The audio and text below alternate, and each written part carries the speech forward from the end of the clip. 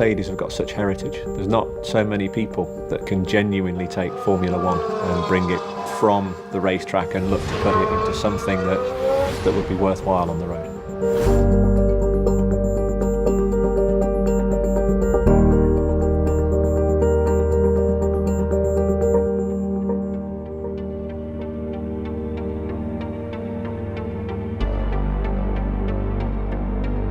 The rear of the car is very familiar for Formula One.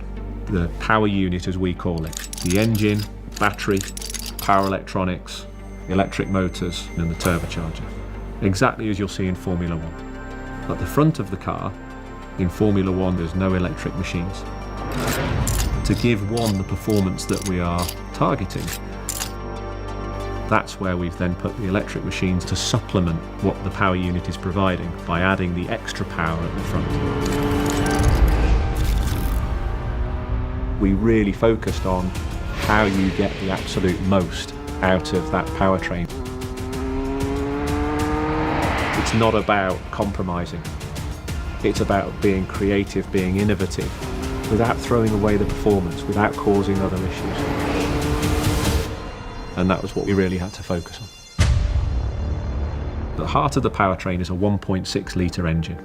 It's identical to what we see in Formula One. It's tiny, it's elegant, so it's the sort of capacity you would often see in a small family hatchback. And then we make that engine work to produce as much power as it can. One of the things we do is we turbocharge the engine. The turbocharger takes heat out of the exhaust stream and it turns a compressor wheel, which helps push more air into the cylinder. That lets us generate more power. Also within the turbocharger is one of the 4 electric machines. What that allows us to do is to recover electrical energy from the exhaust stream. What we can also do though is deploy energy through the same motor. And that means we can speed the turbocharger up in a way that makes the drivability outstanding. We've then got our second electric motor. In its own right, that motor is a 120 kilowatt motor. And what that allows us to do is recover energy or use electrical energy to boost the power that goes to the rear wheels. And all of this then comes down to how we manage the energy that's available. So the battery in the car is like a big buffer. It allows us to store that energy or to use it. All of these figures are stipulated by Formula One regulation. This is a finished Project One engine. We've got the base V of the engine, turbocharger in the middle, and the inlet systems at the top. This is a turbocharger assembly, and inside this is the turbine wheel. The whole thing runs over 100,000 RPM, and that assembly is then dropped into the centre V of the engine as we build up to get back to a finished engine. It really is a car of two halves. The Formula One power unit is so familiar at the rear, and then the technology from that we've deployed at the front. 120 kilowatt motors, one for each wheel, which gives us great flexibility because they're completely independent, they're totally controllable. So we can use those to drive in a high performance mode where we can deploy energy from the battery to the front and the rear. It can help with the handling of the car because you can control the motors individually as well at the front. Or you can drive in EV mode, where the front wheels will be driven purely from those electric motors.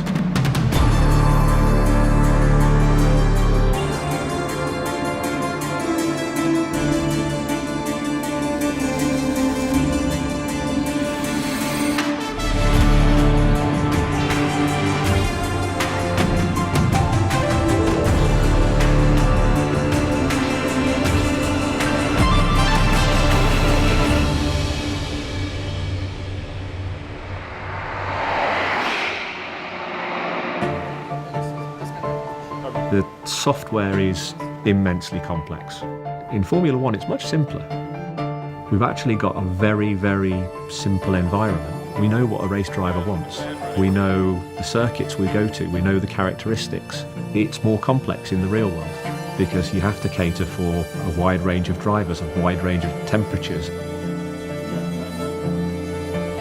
Before we go out to run on a Friday or a Saturday or a Sunday in a Formula One car, all of the temperatures are brought up to what we call their phase document levels. Because unless the water temperature is at a certain level, unless the oil temperature is at a certain level, we won't fire the car.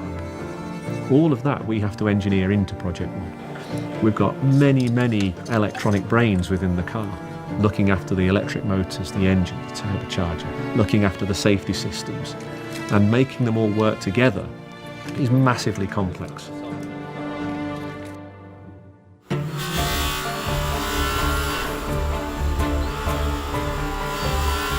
The test bench is king. That's where we learn a huge amount.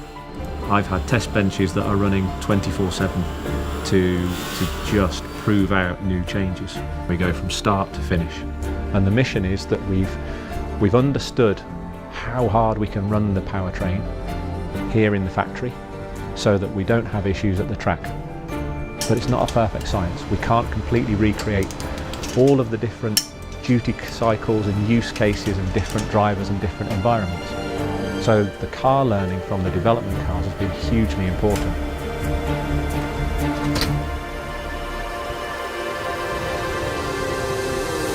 We had a period of testing where the team spirit was brilliant. We had all of the key players in the team together. We had several cars there. We were testing in hot climates. The cars were being worked really, really hard, doing durability running, doing performance running, doing ESP tuning, which is where the powertrain just needs to deliver. So having seen it evolve to the point where we're then running in Strat 2, we've got all of the aero deployed, we've got full performance from the powertrain. The car pace around the track was just impressive.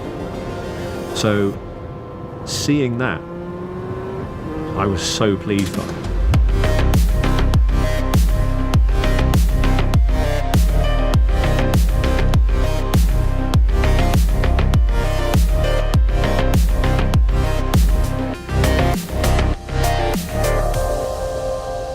Having a Formula One driver, David Coulthard, be able to tell us how well we've done our homework. Is that DNA still in there? Can they feel it? That's key. Because there's not many people that can say, I know what a Formula One car feels like. I'd love to say I do, but I don't. And it's emotional.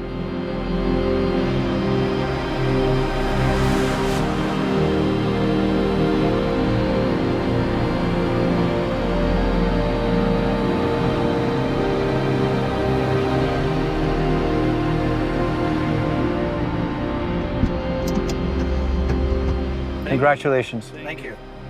I feel like a Grand Prix driver again. Nothing will ever put you back in the cockpit like this.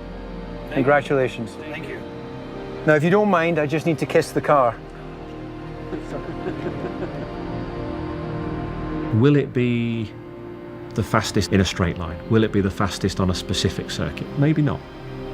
But it is unparalleled in as much as the heritage of the Formula One powertrain and making it road legal. No other hypercar, certainly in the near term, will ever be able to say that. It will sit in there amongst those cars that people will say have truly been a milestone in automotive history.